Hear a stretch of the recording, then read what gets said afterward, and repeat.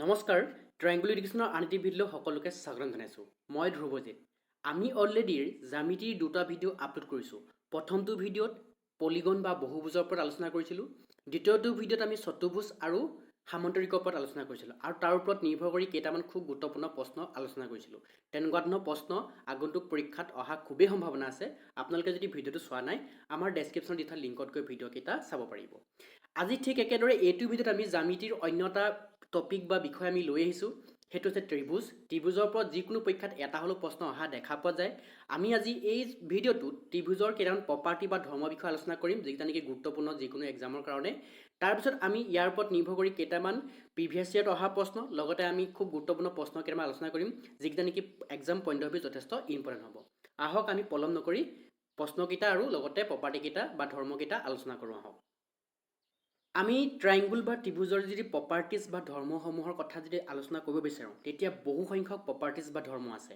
কিন্তু আমি মুঠতে যিকোনো এক্সাম পইণ্ট অফ ভিউ মানে ইম্পৰ্টেণ্ট হোৱাকৈ আমি টোটেল 6টা প্ৰপাৰ্টিজ উলিয়াই লৈছোঁ বা ধৰ্ম উলিয়াই লৈছোঁ সেইকেইটা আমি এই ভিডিঅ'টোত আলোচনা কৰিম আৰু তাৰ ওপৰত ভিত্তি কৰি আমি প্ৰশ্নসমূহ আলোচনা কৰিম কাৰণ যিকোনো প্ৰশ্ন এই 6টা প্ৰপাৰ্টিজৰ ওপৰত লগাই যিকোনো প্ৰশ্ন এক্সামত হোৱা দেখা পোৱা যায় গতিকে প্ৰথমখন শ্লাইডত আমি 4টা প্ৰপাৰ্টিজ ৰাখিছোঁ তাৰপিছত 2টা প্ৰপাৰ্টিজ ৰাখিছোঁ এইকেইটা আমি আলোচনা কৰিম ভালধৰণে তাৰপিছত আমি ইম্পৰ্টেণ্ট প্ৰশ্নকেইটা আলোচনা কৰিম এতিয়া প্ৰথম প্ৰপাৰ্টিটো কৈছে কি যে ত্ৰিভুজৰ তিনিটা কোণৰ যোগফল 180 ডিগ্ৰী এইটো আমি সকলোৱে জানো যে আমাৰ ত্ৰিভুজ এটা যদি আছে এই তিনিটা কোণ এই তিনিটা কোণ দেখিছোঁ আমি এই তিনিটা কোণৰ যিটো সমষ্টি বা যোগফল বুলি কওঁ আমি কি পাম 180 ডিগ্ৰী পাওঁ গতিকে ইয়াৰ ওপৰত কেতিয়াবা প্ৰশ্ন হ'ব পাৰে দুটাত এংগুলৰ মানে মান দিয়া থাকিব তেতিয়া 3 নম্বৰটো আপোনাক উলিয়াবলৈ ক'ব পাৰে গতিকে এইটো প্ৰপাৰ্টি কেতিয়াবা ব্যৱহাৰ হ'ব পাৰে কিন্তু খুব কমভাৱে ইউজ হ'ব কাৰণ ইয়াৰ ওপৰত বিশেষ প্ৰশ্ন হোৱা দেখা পোৱা নাযায় কাৰণ খুব ইজি মানে পইণ্ট হয় তাৰ পিছৰ পইণ্টটো চাব কৈছে কি ত্ৰিভুজৰ যিকোনো দুটা বাহুৰ যোগফল তৃতীয় বাহুতকৈ বেছি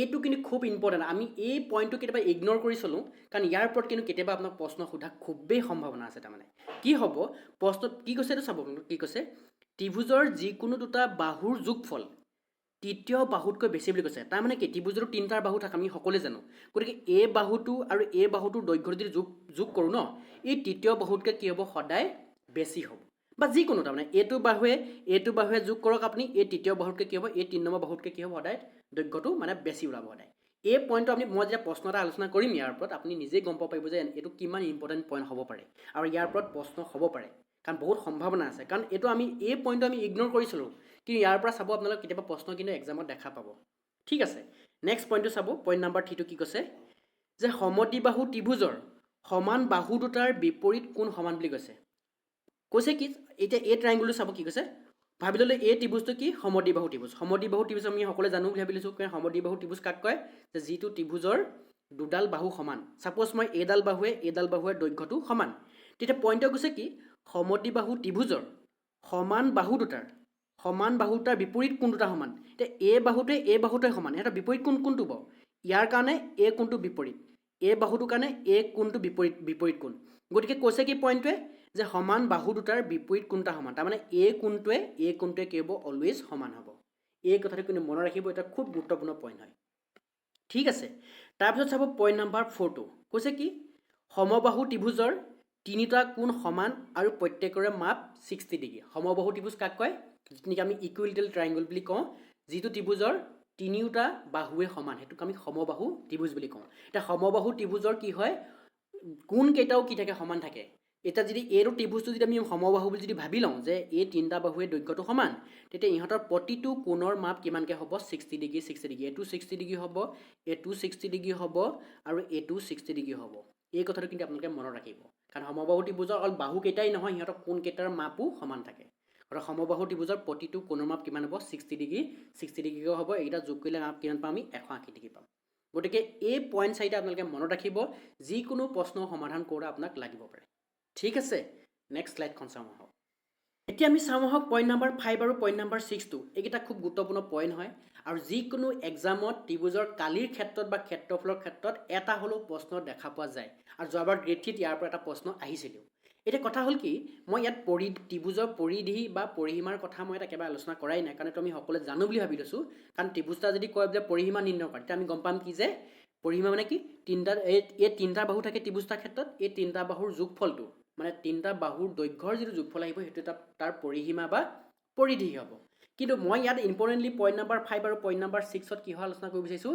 ত্ৰিভুজৰ কালি বা ক্ষেত্ৰফলৰ ওপৰত আলোচনা কৰিব বিচাৰিছোঁ এতিয়া ত্ৰিভুজৰ কালি বুলি ক'লে আমি একেবাৰে সৰুতে শিকিছিলোঁ কি এটা ফৰ্মুলা শিকিছিলোঁ কি হাফ ইনটু ভূমি পূৰণ উচ্চতা তাৰমানে হাফ ইনটু বেছ ইনটু হাইট এই ফৰ্মুলাটো আমি একেবাৰে সৰুতে শিকিছিলোঁ এইটো আমি সকলোৱে জানো কিন্তু আমাৰ যিকোনো পৰীক্ষাত এই ফৰ্মুলাটো লগাই পেলাই কম্পিটিটিভ এক্সামত এই ফৰ্মুলাটো লগাই পেলাই মানে প্ৰশ্ন সমাধান কৰিবলৈ অহাৰ যিটো টেণ্ডেঞ্চি তাৰমানে প্ৰৱণতা বহুত কম মানে আৰু ইয়াৰ পৰা বিশেষ প্ৰশ্ন দেখা পোৱা নাযায় কিন্তু বহুলভাৱে যিকোনো কম্পিটিটিভ এক্সামত এটা হ'লেও প্ৰশ্ন দেখা পোৱা যায় এই ফৰ্মুলাটো ব্যৱহাৰ কৰিয়ে এতিয়া এই ফৰ্মুলাটো কি কৈছে আমি চাওঁ এই ফৰ্মুলাটো ক'ত পাই জানে না আমি ক্লাছ 9ত পাইছিলোঁ যোন নেকি হিৰ'ৰ ফৰ্মুলা বুলি কয় বা হিৰ'নছৰ ফৰ্মুলা বুলি কয় এইটো ত্ৰিভুজৰ কালি বা মানে ক্ষেত্ৰফল উলিওৱাত সহায় কৰে এতিয়া এই ফৰ্মুলাটো আপুনি কেতিয়া ব্যৱহাৰ কৰিব যেতিয়া ত্ৰিভুজ এটাৰ বাহু দৈৰ্ঘ্য দিয়া থাকিব সাপোজ এই বাহুটোৰ দৈৰ্ঘ্য এই বাহুটোৰ দৈৰ্ঘ্য চি বি এই বাহুটোৰ দৈৰ্ঘ্যটো চি এতিয়া ত্ৰিভুজ এটাৰ যেতিয়া বাহুকেইটাৰ দৈৰ্ঘ্য দিয়া থাকিব বাহুকেইটাৰ যেতিয়া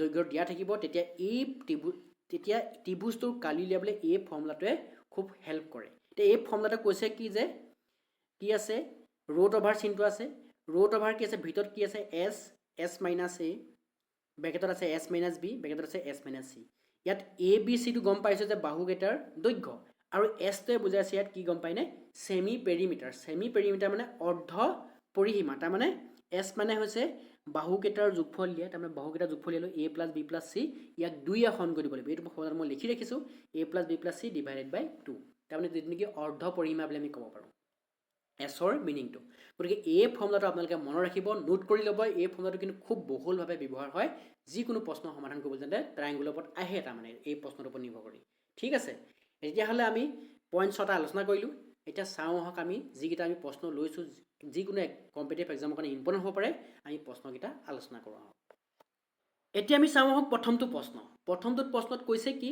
which of the following cannot be the sides of a triangle তলৰ কোনটো ত্ৰিভুজ এটাৰ বাহুৰ হ'ব নোৱাৰে আমি নিৰ্ণয় কৰিব লাগে নোৱাৰেটো সুধিছে তাৰমানে কেনটটো সুধিছে গতিকে এইটো আপোনালোকে আণ্ডাৰলাইন কৰি ল'ব যাতে প্ৰশ্নটো যেতিয়া আপুনি ক্লিক কৰিব শুদ্ধ অপশ্যনত তেতিয়া যাতে আপোনাৰ ভুল হৈ নাযাওক ঠিক আছে এতিয়া চাব প্ৰশ্নতে ক'ব বিচাৰিছে কি যে ইয়াত কি থৈছে আপুনি যদি ন'টিছ কৰে ইয়াত 4টা অপশ্যন দিয়া আছে 4টা অপশ্যন কি থৈছে গম পায়নে যে যেনেকৈ আমি প্ৰথম অপশ্যন যদি ন'টিছ কৰোঁ 3 চেণ্টিমিটাৰ 4 চেণ্টিমিটাৰ 5 চেণ্টিমিটাৰ দিয়া আছে তাৰমানে ত্ৰিভুজ এটাৰ বাহু কেইডালৰ দৈৰ্ঘ্য দিয়া আছে কিন্তু এই বাহু কেইডালে দৈৰ্ঘ্য দিয়া আছে কিন্তু ই প্ৰকৃততে ত্ৰিভুজ গঠন কৰিব পাৰিবনে আমি সেই কথাটো নিৰ্ণয় কৰিব লাগিব যিটোৱে নোৱাৰিব সেইটোক আমি ক্লিক কৰি দিম তাৰমানে এই প্ৰশ্নটো সমাধান কৰিবলৈ যাতে আমাৰ প্ৰপাৰ্টি কোনটো ব্যৱহাৰ হ'ব জানেনে যে ত্ৰিভুজৰ দুডাল বাহুৰ যোগফল যে এডাল বাহুৰ যোগফলটো সদায় তৃতীয় বাহুতকৈ কি হ'ব ডাঙৰ হ'ব গতিকে এই প্ৰপাৰ্টিটো ব্যৱহাৰ কৰি এই প্ৰশ্নটো আমি সমাধান কৰিম এতিয়া চাব প্ৰতিটো অপশ্যনৰ ক্ষেত্ৰত আমি চেক কৰিব লাগিব এতিয়া কথা হ'ল কি প্ৰথম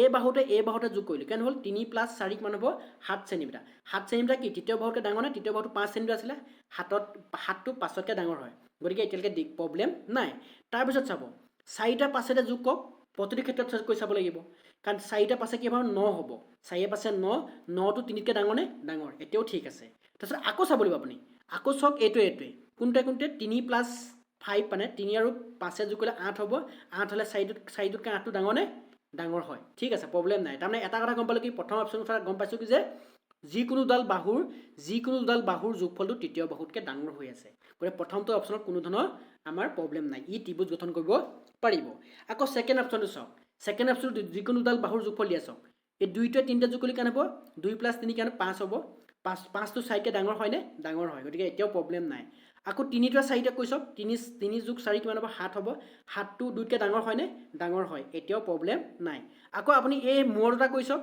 2 যোগ 4 কিমান হ'ব 2 যোগ 4 কিমান 6 হ'ব 6ও 3তকৈ ডাঙৰ হয়নে ডাঙৰ হয় তাৰমানে এইটো অপশ্যনৰ ক্ষেত্ৰতো যদি ছেটিছফাইড হৈছে কোনটো ছেটিছফাইড হৈছে কোনটো প্ৰপাৰ্টি যে দুটা বাহুৰ যোগফল তৃতীয় বাহুতকৈ ডাঙৰ হৈ আছে ঠিক আছে আকৌ চাওক চি নম্বৰ অপশ্যনত চাওক দুটা বাহুৰ যোগফল 2 যোগ কিমান হ'ব 4 6 হ'ব আকৌ তৃতীয় বাহুটো কিমান 6 আছে দুটা বাহুৰ যোগফলটো তৃতীয় বাহুতকৈ ডাঙৰ হ'ব লাগিছিলে কিন্তু কি হৈ গ'ল দুটা বাহুৰ যোগফল 6 পালোঁ তৃতীয় বাহুটো 6 আছে ডাঙৰ হোৱা নাই ইকুৱেল আহিছে তাৰমানে কি হৈ গ'ল ইয়াত থকা বাহুকেইটাৰে ইয়াত 3টা বাহু দিয়া আছিলে 2 চেণ্টিমিটাৰ 4 চেণ্টিমিটাৰ 6 চেণ্টিমিটাৰ দিয়া আছিলে ই ত্ৰিভুজ গঠন কৰিব নোৱাৰিব গতিকে আমাৰ নোৱাৰটো সুধিছিলে তাৰমানে অপশ্যন নম্বৰ কোনটো হ'ব চিটো কাৰেক্ট হ'ব ঠিক আছে, বুজিব পাৰিছোঁ ভাবিছোঁ মই।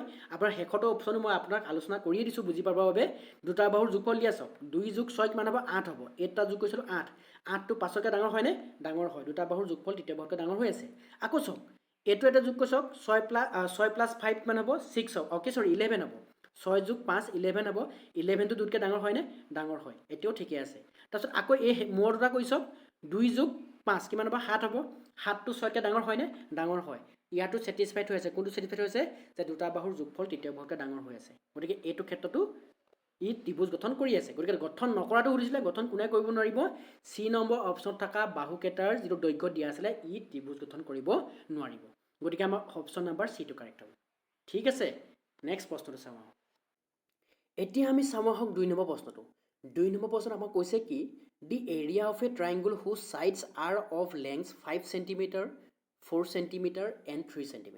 তাৰমানে এটা ত্ৰিভুজ দি আছে, ত্ৰিভুজটো বাহুৰ দৈৰ্ঘ্য কেনেদৰে দি থোৱা আছে? এটা 5 cm, এটা 4 cm, এটা 3 cm। তেন্তে ত্ৰিভুজটোৰ ক্ষেত্ৰফল বা কালি আমি নিৰ্ণয় কৰিব লাগে। ভাবি ল'লোঁ ত্ৰিভুজটো এইটো। এতিয়া এইটো বাহুৰ দৈৰ্ঘ্য ভাবি লৈছোঁ কিমান দি দিছে? আমাক 5 cm দিছে। এইটো বাহুৰ দৈৰ্ঘ্য আমাক দি থৈছে ভাবি লৈছোঁ 4 cm, আৰু এইটো বাহুৰ দৈৰ্ঘ্য দি থোৱা আছে 3 cm। এই ত্ৰিভুজটোৰ কালি আমি নিৰ্ণয় কৰিব লাগে। এতিয়া আমি ত্ৰিভুজৰ কালি উলিওৱা যিটো ফৰ্মুলা, যে হাফ ইনটু ভূমি পূৰণ উচ্চতা, এই ফৰ্মুলাটো কেতিয়াও আমি ব্যৱহাৰ কৰিব নোৱাৰিম, কাৰণ ইয়াত উচ্চতাটো আমাক কোনো ধৰণৰ দি থোৱা নাই। গতিকে আমি উলিয়াব নোৱাৰিম। গতিকে আমি কোনটো ফৰ্মুলা ইয়াত ব্যৱহাৰ কৰিব লাগিব? যদি হিৰণ্টছৰ ফৰ্মুলা পাইছিলোঁ, সেই ফৰ্মুলাটো ব্যৱহাৰ কৰিহে এই ত্ৰিভুজৰ কালি আমি বা ক্ষেত্ৰফল নিৰ্ণয় কৰিব পাৰিম। এতিয়া ইয়াত প্ৰশ্নত কি দি থোৱা আছে? এটা বাহু এ কিমান দি থোৱা আছে? 5 cm দিয়া আছে। দ্বিতীয়টো বাহু যিটো বি কিমান দি থোৱা আছে? 4 cm দিয়া আছে। আৰু তৃতীয়টো বাহু চি আমাক কিমান দি থোৱা আছে? 3 cm দিয়া আছে। এতিয়া চাব, হিৰণ্টছৰ ফৰ্মুলাটো ব্যৱহাৰ কৰিবলৈ আমাক প্ৰথম কি লাগে? এছ মানে হৈছে ছেমি পেৰিমিটাৰ বা অৰ্ধ পৰিসীমা। তাৰমানে অৰ্ধ পৰিসীমা মানে কি? এ প্লাছ বি প্লাছ চি, এইটো হ'ল পৰিসীমা, পৰিসীমাটোক আধা। গতিকে এ প্লাছ বি প্লাছ চি কৰিলে কিমান আহিব? 5 + 4 + 3 ডিভাইডেড বাই 2। চ' ওপৰত কিমান হ'বগৈ? 12 হ'ব ডিভাইডেড বাই 2, তাৰমানে আহিবগৈ 6 cm। তাৰমানে অৰ্ধ পৰিসীমা বা ছেমি পেৰিমিটাৰ ত্ৰিভুজৰ ক্ষেত্ৰত কিমান আহিলে? 6 cm আহিলে। এতিয়া ফৰ্মুলাটো আমাক কি বুলি কৈছে? যে এৰিয়া উলিওৱা ফৰ্মুলাটো কি দিলে? হিৰণ্টছৰ ফৰ্মুলাটো S into S minus A, S minus B into হ'ল এছ মাইনাছ চি। এতিয়া এই গোটেই ৰাশিটোৰ ওপৰত কি আছে? ৰুট অভাৰ আছে বা বৰ্গমূল চিহ্নডাল আছে। হ'ল। এতিয়া আমি এছৰ জেগাত এই জেগাত ভেলুবোৰ ৰিপ্লেচ কৰি দিম। এছৰ জেগাত কি পুট কৰি দিম? 6। আৰু এইটো 6 মাইনাছ এ মানে প্ৰথম এইটো মানে কি আছে? 5 আছে। হ'ল। তাৰপিছত 6 মাইনাছ 4 আছে। তাৰপিছত কি আছে? 6 মাইনাছ কি আছে? 3 আছে। হ'ল। এতিয়া আমি সমাধান কৰিম। এতিয়া প্ৰথম কথা আমি কি ৰাখিম ইয়াত? এইটো 6 হ'ল। 6 পৰা 5 গ'ল থাকিল 1, 6 পৰা 4 গ'ল থাকিল 2, 6 পৰা 3 গ'ল থাকিল 3। তাৰমানে ইয়াক আমি যদি সমাধান কৰোঁ আমি কি পাম? এইটো 6টো থাকিয়ে যাব, আৰু এই 6টো থাকি গ'ল, এইটো 1 পূৰণ 2 পূৰণ 3 কিমান? টোটেল 6 আহিলেগৈ। তাৰমানে কি হ'ল? ৰুট অভাৰ কি আহিলেগৈ? 6 স্কুৱেৰ আহিলেগৈ। ত' 6 স্কুৱেৰ হ'লে কি ৰুট অভাৰ উঠাই দিব পাৰোঁ, থাকি গ'ল কি? 6, তাৰমানে চেণ্টিমিটাৰ স্কুৱেৰ। গতিকে এতিয়া চাওক, আমাৰ ৰুট অভাৰটো উঠাই দিলোঁ ন, থাকি গ'ল কি? 6 থাকি গ'ল। তাৰমানে 6টোৱে হৈছে এই ত্ৰিভুজটোৰ কিমান হ'ব? 6 cm স্কুৱেৰ। যিটো চেণ্টিমিটাৰত আছিলে গতিকে চেণ্টিমিটাৰ স্কুৱেৰ আহিব। গতিকে এই উলিয়াবলগীয়া যিটো আমাৰ ত্ৰিভুজ আছিলে তাৰ কালিটো কিমান হ'ব? 6 cm স্কুৱেৰ হ'ব। গতিকে অপশ্যন নম্বৰ বিটো কাৰেক্ট হ'ব। ঠিক আছে, নেক্সট প্ৰশ্নটো চাওঁ। এতিয়া আমি চাওঁ আহক কুৱেশ্যন নম্বৰ 3টো। কুৱেশ্যন নম্বৰ 3টো কৈছে কি? The area of an equilateral triangle whose side of length X. তাৰমানে কি?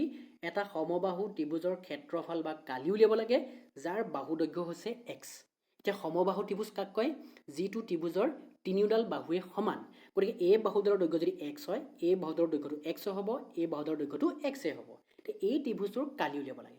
এতিয়া বাহু তিনিটা আমি মাপটো জানোৱেই, দৈৰ্ঘ্যৰ মাপটো জানোৱেই। গতিকে হিৰৰ ফৰ্মুলাটো আমি ইজিলি ব্যৱহাৰ কৰিব পাৰিম। গতিকে হিৰৰ ফৰ্মুলাটো ব্যৱহাৰ কৰিলে প্ৰথমতে এছ লাগে। এছ মানে ছেমি পেৰিমিটাৰ বা অৰ্ধ পৰিসীমা লাগে। তাৰমানে অৰ্ধ পৰিসীমা কিমান হ'ব? X plus x divided by 2।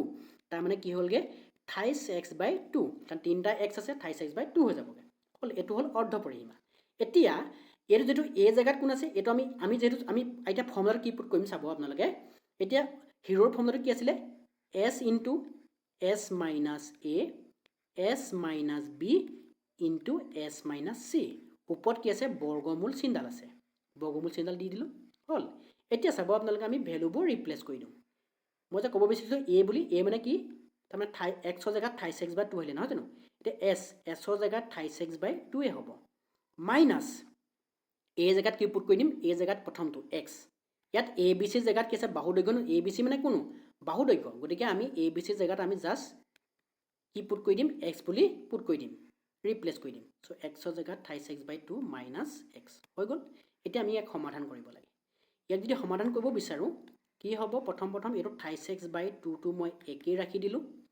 এইটোক সমাধান কৰিলে কিমান আহিব, এইটো হ'বগৈ আমি যিহেতু আমি জানো ভগ্নাংশৰ যোগফল বিয়োগফল কেনেদৰে কৰে আমি জানো বুলি ভাবি লৈছোঁ। এইটো 28x - 2x হ'ব ডিভাইডেড বাই 2 হ'ব, বাকী গোটেইকেইটাতে একে হ'ব 28x - 2x ডিভাইডেড বাই 2 হ'ব। আৰু ইয়াৰ পিছতো একে হ'বগৈ 28x - 2x ডিভাইডেড বাই 2 হ'ল। এতিয়া আমি ইয়াক সমাধান কৰি কিমান হ'বগৈ, ৰুট অভাৰ চিনডাল মই ৰাখিছোঁ ইয়াত, এইটো 28x/2 হৈ গ'ল 28x/2। ইয়াত কি থাকি যাব 28x - 2x ডিভাইডেড বাই 2, তাৰমানে আল্টিমেটলি থাকি যাব x/2, এইটোতো থাকি যাব x/2, এইটোতো থাকি যাব x/2 হ'ল।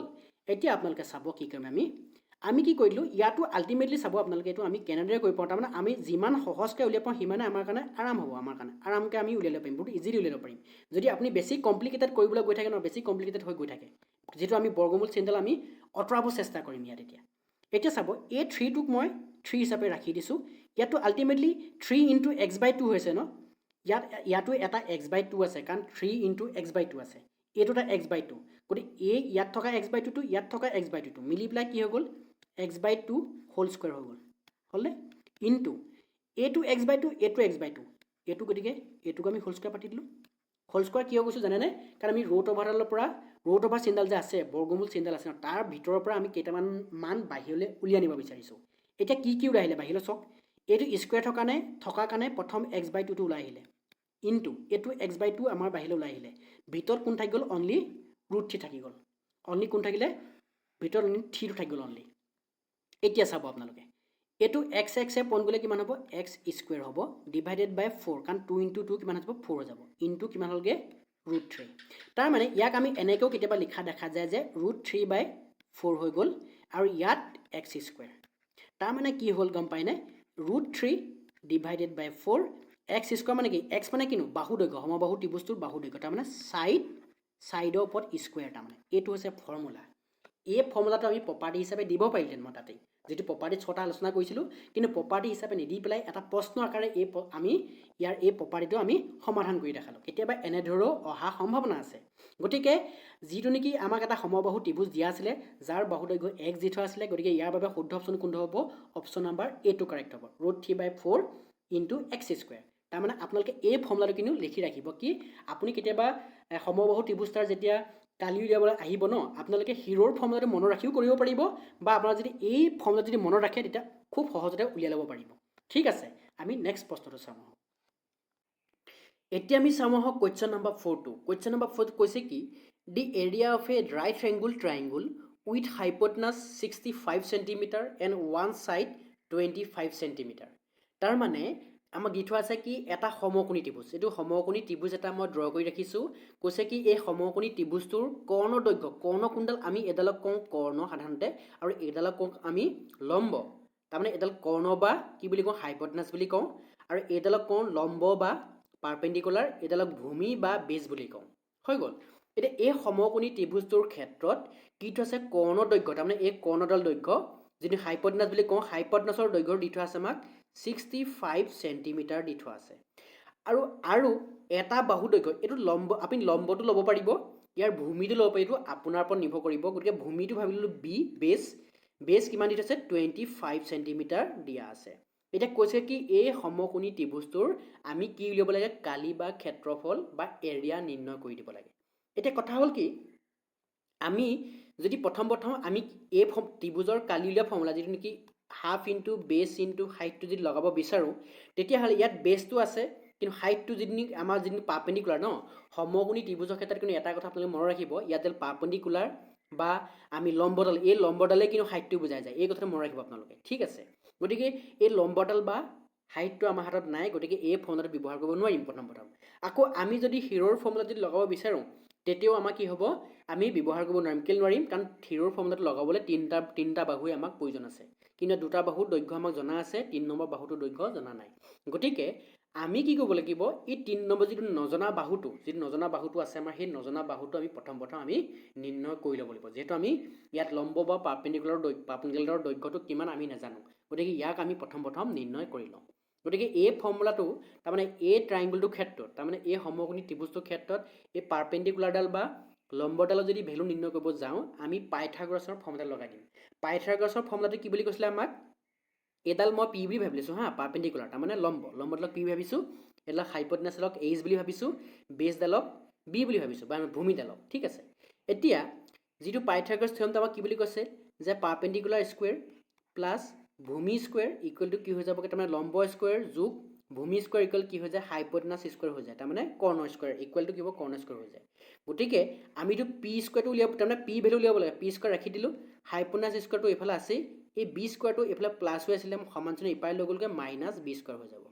ঠিক আছে, তো হাইপটেনাছ এইচ মানে কিমান আছে, 665 হোল স্কুৱেৰ, আৰু বি মানে কিমান 25, চ' 25 হোল স্কুৱেৰ হৈ গ'ল। এতিয়া 65ক যদি আমি স্কুৱেৰ কৰোঁ তেতিয়া কি হ'ব, 4225 আহিব, মাইনাছ কিমান হ'বগৈ 625। গতিকে ইয়াৰ পৰা মাইনাছ কৰিলে আমাৰ ৰিজাল্টটো আহিব 3600 আহিলে। আৰু 3600টো কাৰ স্কুৱেৰ হয় গম পায় না আপুনি? এইটো মুখতো লিখিব পাৰিব, কাৰণ 36ৰ কাৰণে 6 আহিব, এই শূন্যটাৰ কাৰণে এটা শূন্য, মানে 60 স্কুৱেৰ হয়। কাৰ ভেলু আহিলে P square equal to 60 square আহি গ'ল। গতিকে স্কুৱেৰ দুটা এৰি দিয়ক, আপুনি পি ভেলু কিমান পাই যাবগৈ, পি ভেলু পাবগৈ 60 চেণ্টিমিটাৰ। তাৰমানে আমাৰ পাৰ্পেণ্ডিকুলাৰ বা লম্বডালৰ দৈৰ্ঘ্য আহি গ'ল 60 চেণ্টিমিটাৰ। এতিয়া আমাৰ ত্ৰিভুজটো, আমাৰ লক্ষ্যটো কি, ত্ৰিভুজটোৰ আমি কি উলিয়াব লাগে, কালি উলিয়াব লাগে। গতিকে আমি হিৰ'ৰ ফৰ্মুলাটো নলগালেও হ'ব, ইয়াত এই ফৰ্মুলাটো লগাম। কি, ত্ৰিভুজটোৰ কালি কিমান হ'ব, হাফ ইনটু বেছ ইনটু হাইট। এতিয়া আমি হাফ বি জেগাত কি আছে 25, অলৰেডি মই ধৰি ৰাখিছোঁ 25 বুলি ধৰি থোৱা আছিলে, গতিকে 25 পুট কৰি দিওঁ, ইনটু হাইটটো কোনটো গম পাই না, আমি পাৰ্পেণ্ডিকুলাৰ বা লম্বডালৰ দৈৰ্ঘ্য কিমান পালোগৈ 30, সেইটো লগাই দিলে হ'ল। গতিকে এইচৰ জেগাত আমি কি পুট কৰি দিম, 30 পুট, আমি 60 পালোগৈ, 60 পুট কৰি দিম, হ'ল। তাৰপৰা এই টুটোৱে এই 60 কাটি দিলে কিমান যাব, 30 বাৰ যাব। চ' 30 25ৰ লগত যদি পূৰণ কৰোঁ আমাৰ কিমান হ'ব, 750 কিমান আহিবগৈ চেণ্টিমিটাৰ স্কুৱেৰ। কাৰণ কালিৰ ক্ষেত্ৰত সদায় বৰ্গ ইউনিট হ'ব, বৰ্গ একক হ'ব, গতিকে এককটো চেণ্টিমিটাৰ থাকিব পাৰে, মিটাৰ থাকিব পাৰে, সেইটো কুৱেশ্যনৰ ওপৰত নিৰ্ভৰ কৰিব। গতিকে চেণ্টিমিটাৰ আছে, গতিকে চেণ্টিমিটাৰ স্কুৱেৰ হ'ব। তাৰমানে আমাৰ শুদ্ধ অপশ্যনটো কোনটো হ'ব, অপশ্যন নাম্বাৰ ডিটো কাৰেক্ট হ'ব, কুৱেশ্যন নাম্বাৰ 4 বাবে। ঠিক আছে, নেক্সট প্ৰশ্নটো চাব। এতিয়া আমি চাওঁ আহক কুৱেশ্যন নাম্বাৰ 5টো। এই কুৱেশ্যন নাম্বাৰ 5টো খুব গুৰুত্বপূৰ্ণ প্ৰশ্ন হয়। এই প্ৰশ্নটোৰ সমাধান আপোনালোকে অকণমান সাৱধানে চাব, আমি কেনেদৰে সমাধান কৰিম। কৈছে কি, the perimeter of an isosceles triangle is 32 centimetre and each of the equal sides in 5/6 times of the base, what is the area of the triangle. তাৰ মানে কি, এটা সমদ্বিবাহু ত্ৰিভুজৰ পৰিসীমা 32 চেণ্টিমিটাৰ আৰু সমান বাহু দুটা ভূমিৰ 5/6 গুণ, তেন্তে ত্ৰিভুজটোৰ ক্ষেত্ৰফল বা কালি কিমান হ'ব আমি নিৰ্ণয় কৰিব লাগে। যিহেতু কৈ থোৱা আছে কি ত্ৰিভুজটো সমদ্বিবাহু ত্ৰিভুজ, তাৰ সমদ্বিবাহু ত্ৰিভুজ বুলি ক'লে কি বুজি পাম, যিটো ত্ৰিভুজৰ দুডাল বাহু সমান। গতিকে ভাবি ল'লোঁ এই ত্ৰিভুজটো সমদ্বিবাহু ত্ৰিভুজ আৰু এই বাহুডাল সমান, গতিকে এই বাহুডালৰ দৈৰ্ঘ্য যদি এ হয়, এই বাহুডালৰ দৈৰ্ঘ্যটো কিমান হ'ব, এ হ'ব। এতিয়া এই ত্ৰিভুজটোৰ পৰিসীমা আমাক কিমান দি থোৱা আছে, 32 চেণ্টিমিটাৰ বুলি আমাক কৈ থোৱা আছে। কিন্তু ত্ৰিভুজটো উলিয়াবলৈ কি, কালি উলিয়াব লাগে। কালি উলিয়াবলৈ হ'লে আমি কি, যদি হিৰ'ৰ ফৰ্মুলাটো লগাব বিচাৰোঁ তেতিয়াহ'লে বাহুকেইটাৰ মাপটো আমাক লাগিছিলে, দৈৰ্ঘ্যৰ মাপটো আমাক লাগিছিলে, কিন্তু আমাক দি থোৱা নাই।